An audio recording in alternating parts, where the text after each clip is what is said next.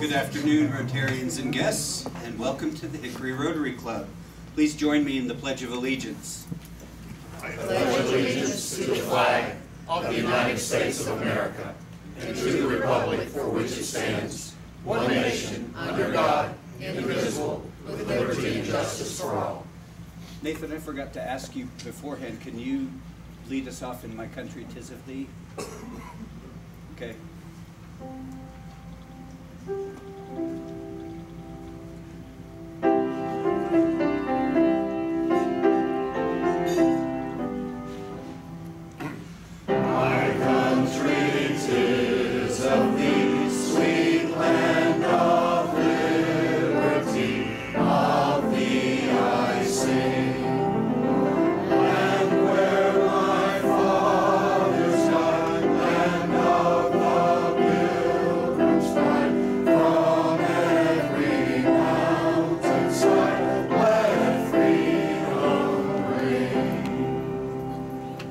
John Bates has our invocation.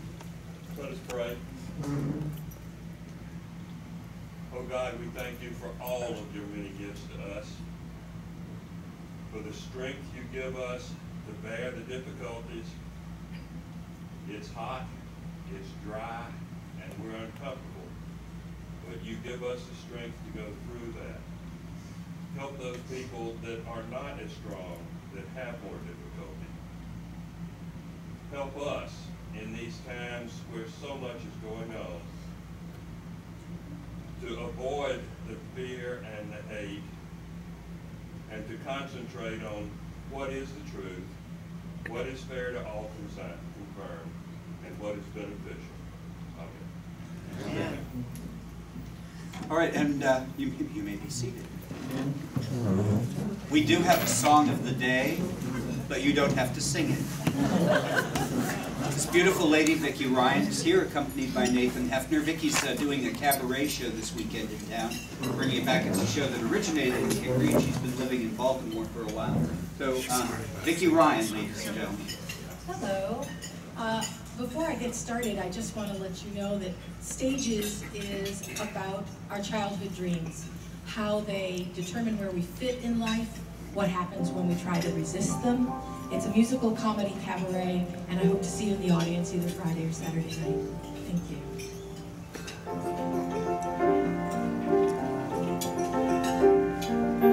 Everything has a season, everything has a time.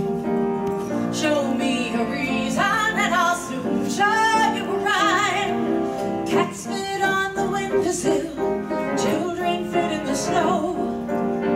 Why do I feel I don't fit in anywhere I go? Rivers belong where they can ramble. Eagles belong where they can fly. I've got to be where my spirit can run free.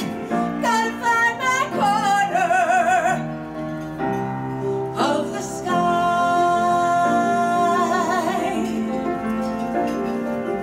Every man has his daydreams, every man has his goals.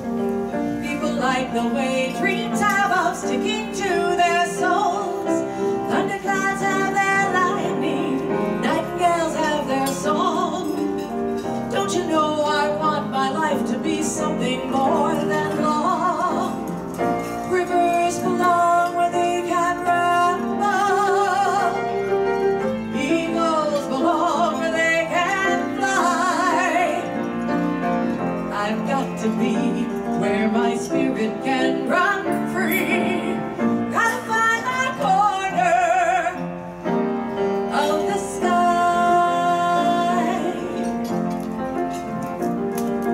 So many men seem destined to settle for something small, but I won't rest until I know I've done it all. So don't ask where I'm going, just listen when I'm gone. Far away you'll hear me singing softly to the dawn. Rivers belong where they can ramble.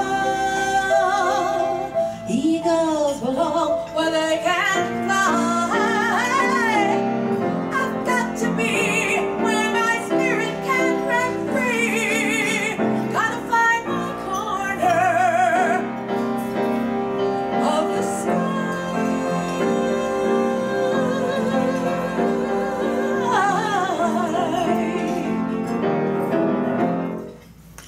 you.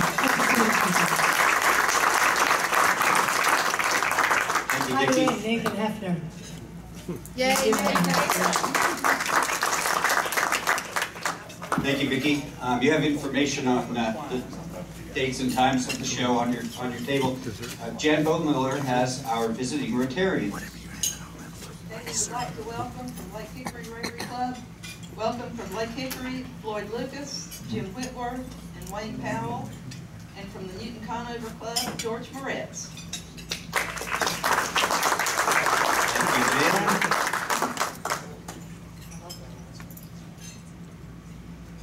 And then, are there any guests of Rotarians in the dining room? Any to my right? Yes. Oh. I'm going to go around with that. Very pleased to have our granddaughter Holly Hancock.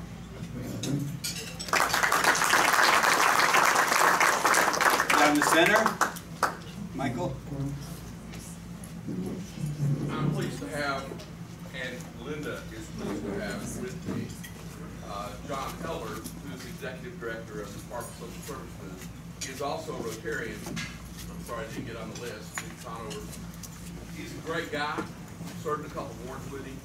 Linda and I served with him on the Department of Social Services Board. Always wanted to do the right thing. He's a Rotarian, and he's considering coming to our club. And Linda and I told him that we're real cool here. So I need you to not let us down. Let's be cool on Saturday. He'll feel welcome. Maybe he'll come back by his own lunch next time. All right.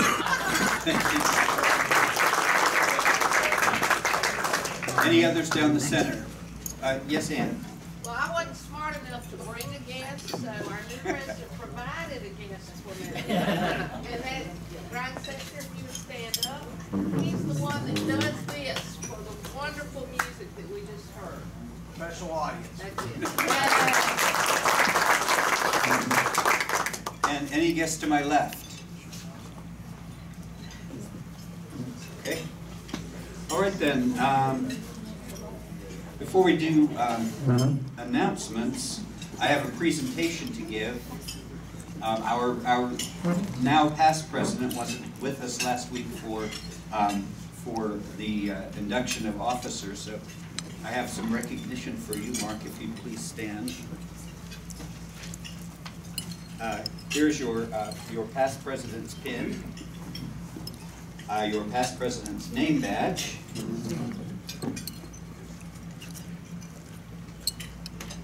and a plaque for outstanding leadership and dedication as president for 15-16. Thank you very much.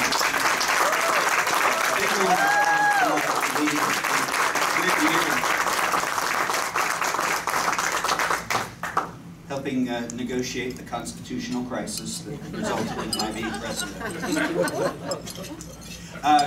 Do we have any announcements from the floor? And don't forget that the announcements mean a $1 donation into the park bucket. Mitzi has something to tell us. Something very important. We don't get a chance often to honor particular Rotary board members or past board members or members, but there's a way that you guys can do that on Friday night, and that is to make a donation to Habitat for Humanity so that Charles Young can kiss a cow in front of everybody at the Crawdad Center. So it's on our website. You can see me personally, but Charles is anxiously looking forward to this, so we want to make sure that we can bring this home for him. Thanks. Thank you. Thank you. That beats getting slapped in the face. Any other announcements? Yes, Susan.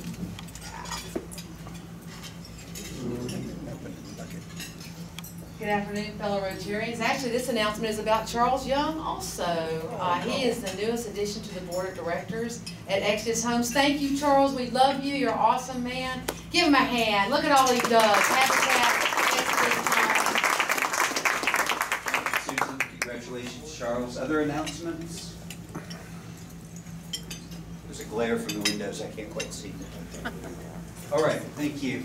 Oh, I had one other announcement. I'd like to thank the Rotarians who came out Saturday to the Harper House Hickory History Center for Rotary Family Day and visiting the exhibit on the Miracle of Hickory. Tara Bland made us some great signs for collecting donations, and we collected $18 that day for Polio Plus. And now Bobby Bumbarger has our sunshine for today.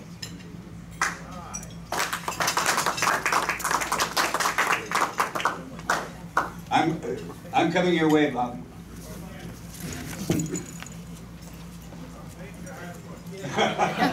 All right. Thank you. One question I had, does the cow know about this thing?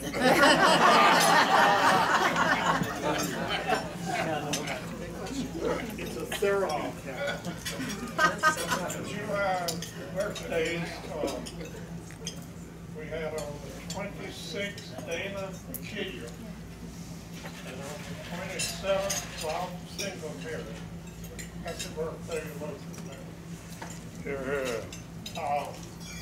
I had a birthday this month, and it was a pretty big one. It was a new decade, and I got to thinking about things that were better now as I've gotten older, and I'll just jotted down a few of them. One of them, I hadn't had any life insurance salesman call me in a long time. Number two, nobody has asked me to give them strokes on the golf course. Number three, I don't have many enemies left. They're all gone. And number four,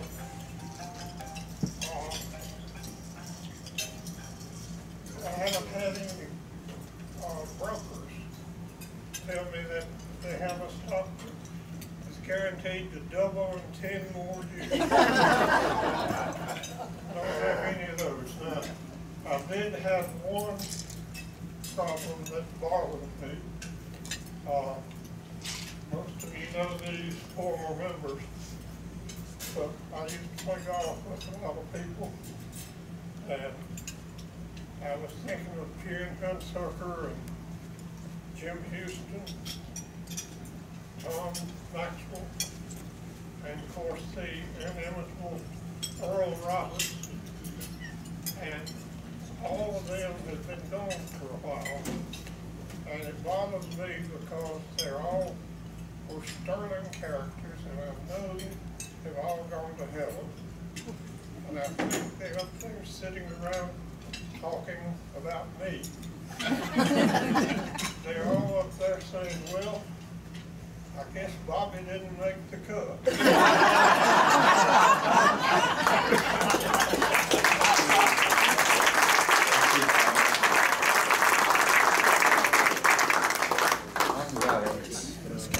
I have to get my script up here because I'm not tutored enough to remember what comes next.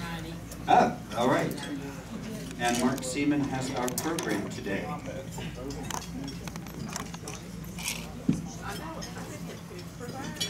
Thank you, President John, and I promise this is the last time you're going to see me up here for a while. So, it's my, thank you. Then finally, there we go. The truth comes out, Michael.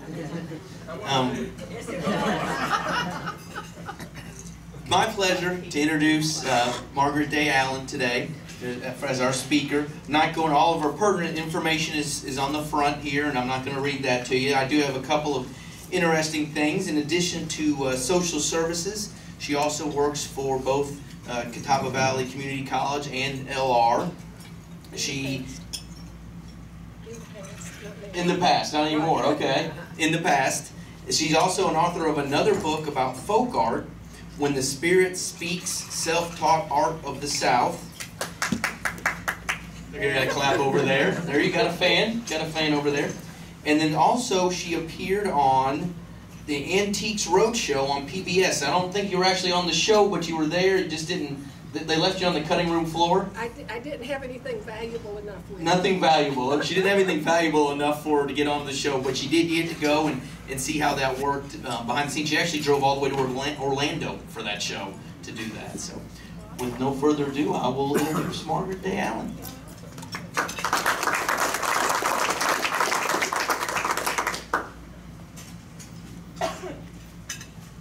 Thank you. I'm going to walk over here to the computer because I did bring a slideshow.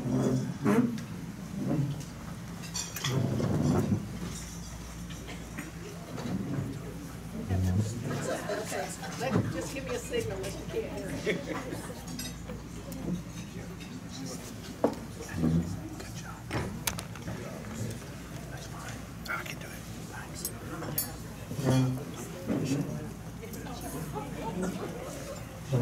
Okay, can you hear me? Yes. All right. Today I want to talk a little bit about the history of social services in Catawba County. As part of my job, one of the things that I did was write this book, and it turned into being a really fascinating look at the way people used to live. Let me see if I can figure out how to advance this. Is there a simpler way? Can I just click on something? I'm sorry. Well, yeah. Oh, I got it now. I just usually use a mouse. I don't usually use a computer.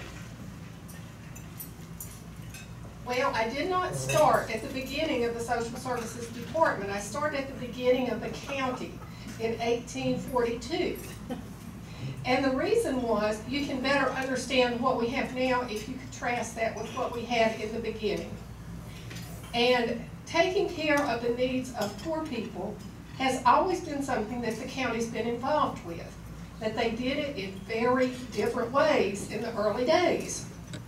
One of the ways they did it, before there was a welfare department, and surprisingly to me, for about 100 years in this county, we had a poorhouse. Now, a lot of young people don't even know what that means, but it was called euphemistically the county home.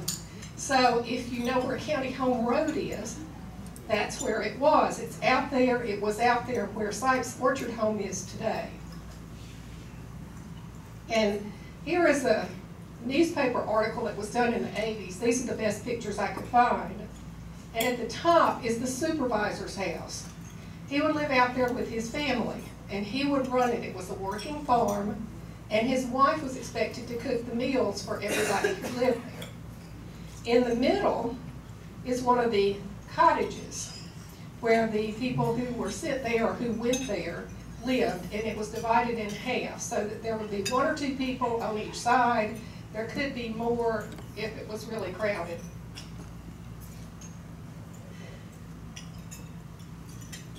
Sorry. This is another picture. Now, these boys in the front are not people who lived at the county home. They're boys who lived at Sykes Orchard Home probably in the 1950s. And they're there with their prized dairy cattle. But if you look to the back, there is the barn. They bought the property from the county home when it was dissolved. And there is the barn. Back behind the barn, you can see the supervisor's house, and off to the right, you can see one of the little cottages. So there were remnants of it there for a long time. All of the buildings, including the barn, they're all gone now. Sorry. However, there is a cemetery there, which was surprising to me.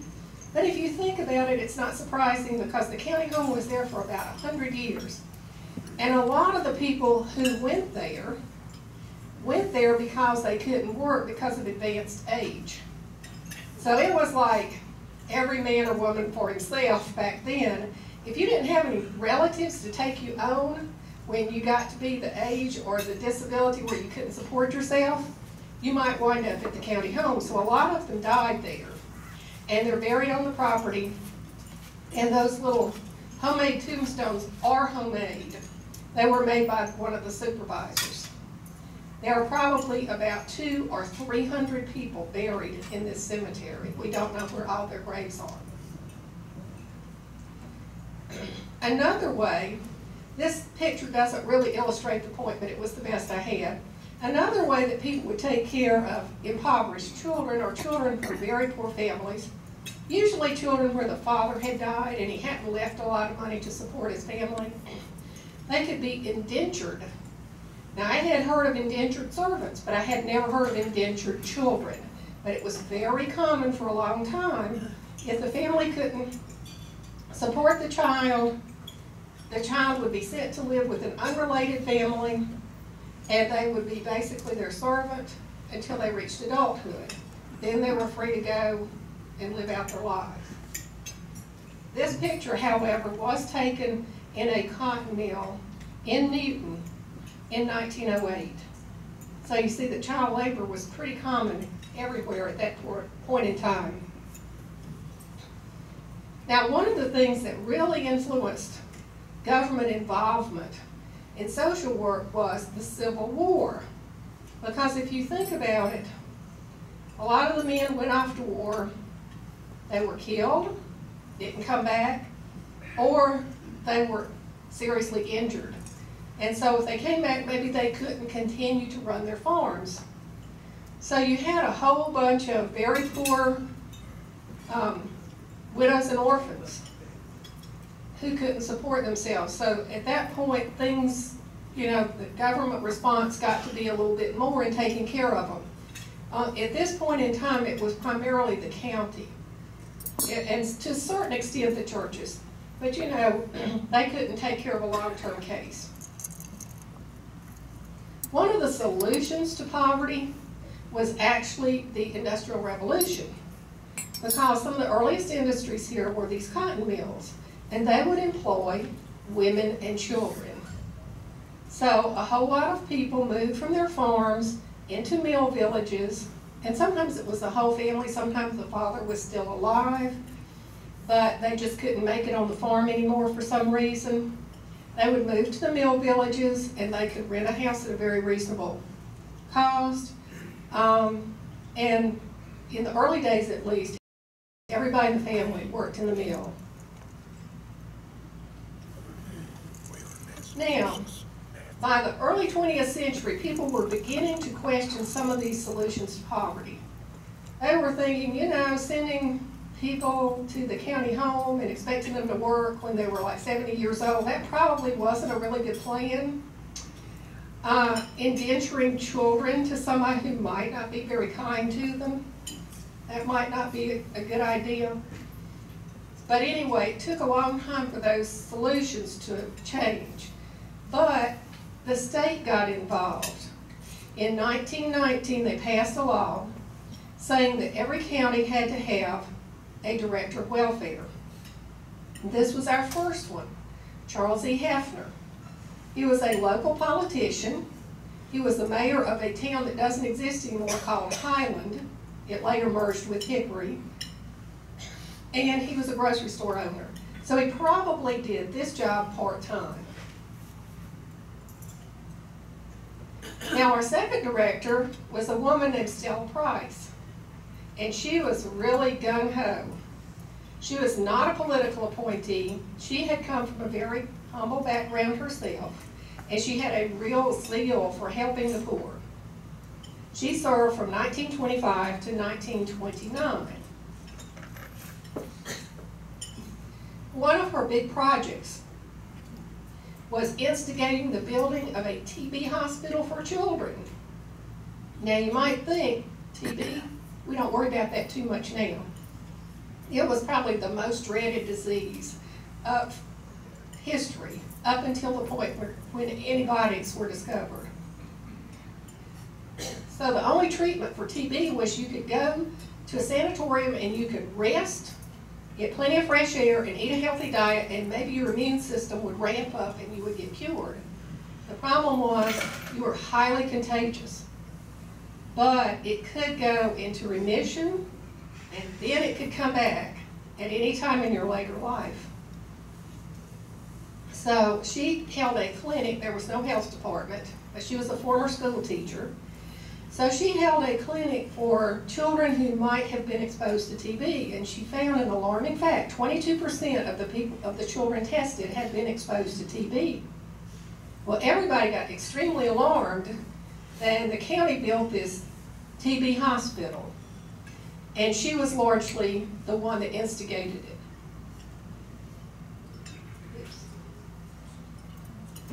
You say, is it still there? Well, sort of. This is what the building looks like today. The TB hospital opened in 1929, not a very auspicious year for new beginnings. It only operated off and on for maybe about 10 years, then it closed. At a later date, some doctors from Newton took it over, turned it into a hospital. Today, it is Agricultural Resources Center. It's been remodeled several times. And the Extension Service, Agricultural Extension Service, and some other county offices are housed there. Stella Price was also responsible for the fresh air camp. Now, this building may look familiar to you if you've seen The Miracle of Hickory or know anything about the polio epidemic. But the building was actually built as a summer camp for underprivileged children who might have been exposed to TB. And it opened in 1942. It operated for a couple of years, and then it was changed into this Miracle of Hickory polio hospital in 1944. It never went back to being a summer camp. At the end of the polio epidemic, it was used for several other purposes. Here is another one of our welfare workers named Victoria Bell, and she was a real go-getter also. She served during the first half of the Great Depression.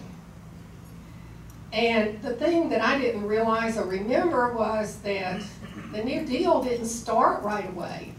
It really started about halfway through the Great Depression.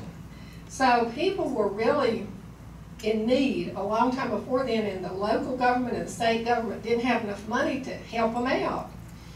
So she realized this, but being a resourceful person, she rallied the community. She kept asking for donations for families that were really struggling, and she, along with the Agricultural Extension Service, encouraged families to grow vegetable gardens, can the produce, that way that would help that family, sell or give to poor people any excess canned goods.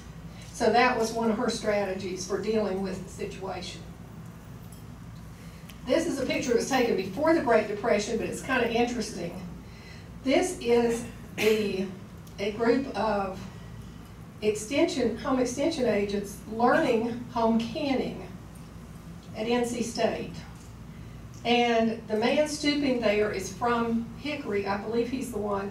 Mr. Flowers invented a canning unit that was portable. And this is it.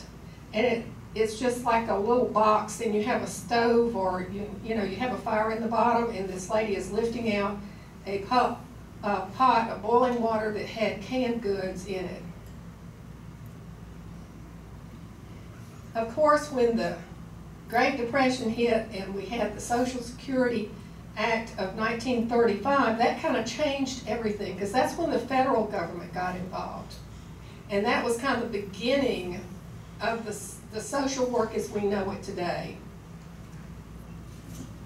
Here's a picture that was taken probably in the 1980s, and it shows people picking up food commodities at the fairgrounds. Some of you may remember when this was done. But they would have one day a month, and then sometimes it was quarterly, but I think it was usually monthly. And people could come down if they were in need, if they were a client of social services, and pick up things like cheese and flour and peanut butter. And it was operated with a host of volunteers helping to do this. We still do it now, but it's not done that way. It's the commodities are given away by the Cooperative Christian Ministries now, not all at once on one day. Here's another lady who was very instrumental in the history of social work. Her name was Jean Settlemeyer. Some of you may remember her. She was not a social worker. She was the administrator of Fry Hospital. And in the early 1970s, when she got that position, she was approached by Dr. Millie Hancock, a local pediatrician. And she said, you know, we've got to do something because we have all these children who are being abused, sometimes terribly, sometimes sexually abused, and nothing is happening. So they approached the welfare department and they said, we've got to do better. They organized this huge publicity campaign and they got everybody on board and things started to change. Before that time, everybody kind of thought child abuse is a family secret. We don't talk about that kind of stuff. They brought it out into the open. And as a result of that, we now have the Children's Advocacy and Protection Center. It is now located on the campus of Science Orchard Home. And it basically coordinates the efforts of social work, law enforcement, and the DA's office, if necessary, to handle cases of child sexual abuse and some cases of severe physical abuse. And so it's helped a great deal in bringing some of the perpetrators to justice. In addition to operating the many mandated programs that we also have a number of optional programs. And these mostly rely very heavily on the public for funding and for volunteers. One of these that you may be familiar with is the Backpack Program for Children. And this program provides a package of supplemental food to school children in need over the weekend during the school year. So here are some volunteers from Target who came down and helped pack the backpacks. Volunteers are needed to do that, and also funds are raised locally to help support that effort. Another thing that we do that not every county does is we operate the Meals on Wheels program in this county. And it's not only Meals on Wheels, it's some other things. It's a program called Seniors Morning Out, and there are a couple of other related nutrition programs they operate. But right now they have a real need for volunteers to deliver meals. They also raise money from the public to help finance this program. And another way that we need the public to help us is by becoming foster parents. And these parents receive training and they take the children, like if they're taken away from their families, they agree to keep those children in a safe and loving home until a disposition of the case can be reached. Like, is the child going back to the family because something's been worked out, or are they going to be put up for adoption? So it's a really tough job, but we need more people who are willing to do it. So finally, let me close by saying there are several things you can do to help us. Number one, report suspected child abuse or neglect. Anytime that you see it, you can call 911 and a social worker will come out right away if it's something serious, like the child is immediately threatened. Law enforcement will respond, and we really rely on the community to be our eyes and ears to tell us when these things are happening. Report suspected adult abuse. Now this is something a lot of people don't know that we do, but we do. If someone is an adult but they are mentally incapable of handling their own affairs, they might be subject to abuse by a friend, a relative. A lot of times it's financial abuse, somebody stealing from them. Sometimes it's physical abuse. But we respond to these cases and try to help these people get into a safe situation. Report suspected fraud. We have a fraud unit, and if you think that someone is not getting benefits for real reasons, if they're defrauding the government for some reason, by all means report it to us. We will investigate it, and if necessary, we'll work with the DA to bring a criminal case if we need to.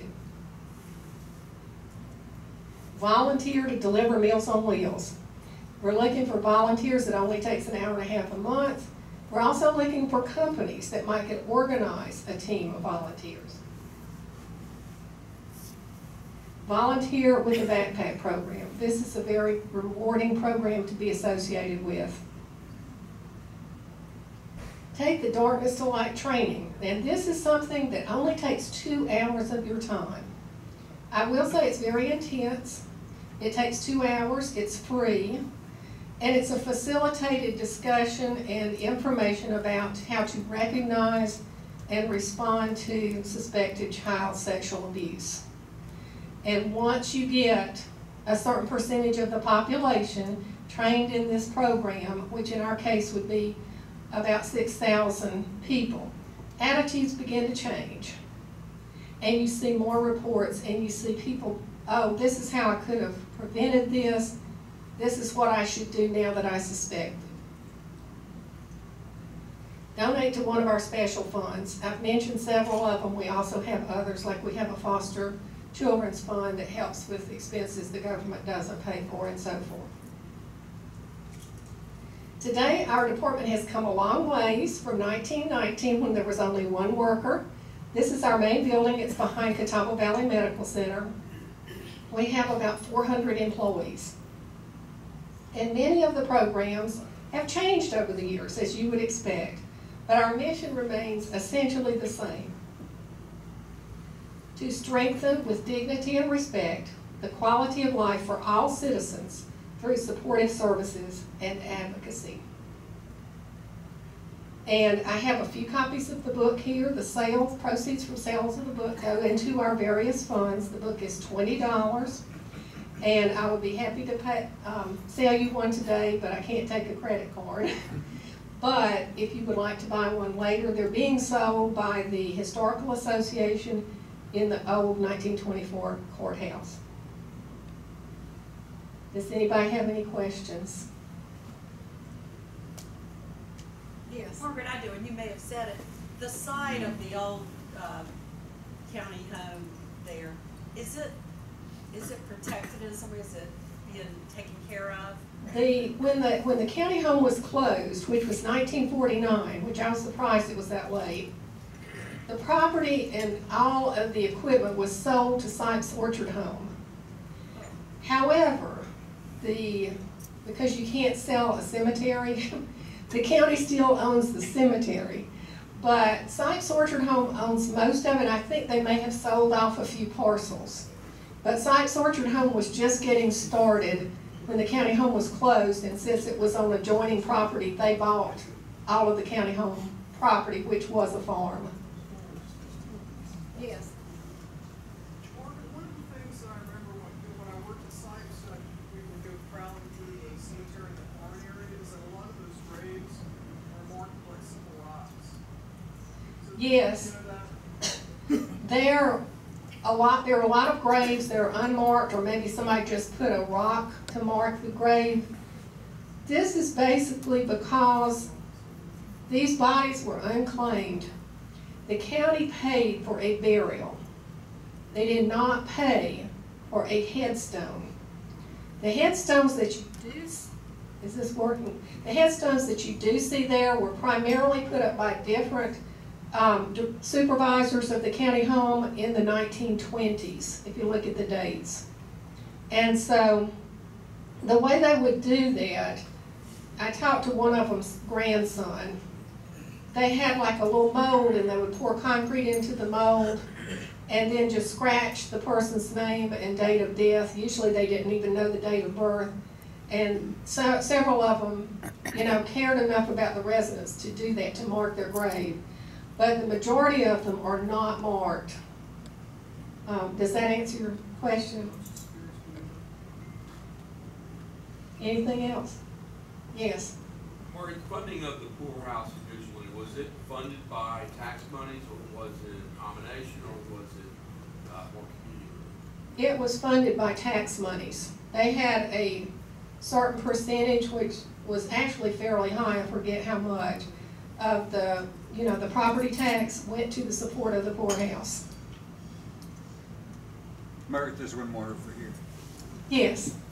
I was a counselor for Sykes Orchard Home for many years, and I remember taking lots of tours around the backside of the campus where the cemetery is. But there are also foundations for look like old buildings there. I thought maybe it would be from the 1700s. Those foundations are most likely for the cottages where the residents of the poorhouse lived. Okay. They had probably, I've been told, between 9 and 11 of the cottages at the time. And they were kind of divided in half. They were very small. There is a remnant of one that you can still see, but it's falling down. But and then all that was transferred to Sykes Orchard Home, but because they didn't really need those buildings, over the years they just deteriorated, and so most of them are gone. But I imagine if you got back in the brush and hunted, you could see some of the foundations. Absolutely. Thank you very much. All right, thank you.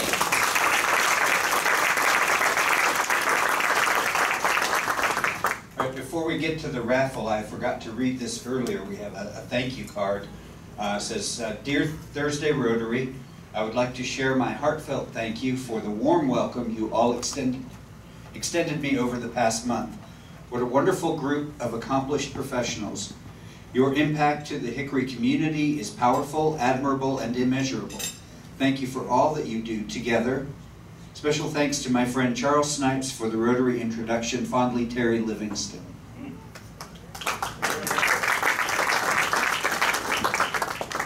All right, and then Bill Long has our raffle.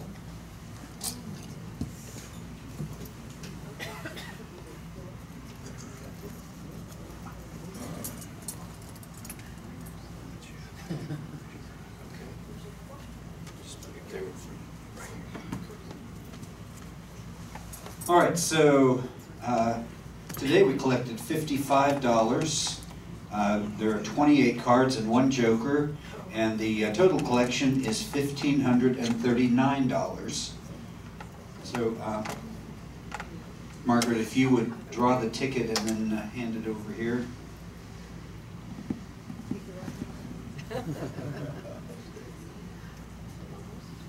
All right. The last 3 numbers are 569. 569. Aha! George! Come on down. What do you think? Gambling that there's no bad news that drives them. I get down the next day. Do a verification here. Yes. 569. You're looking for the Ace of Spades. King of Clubs. You are entitled to a free lunch card for our club. It's not transferable.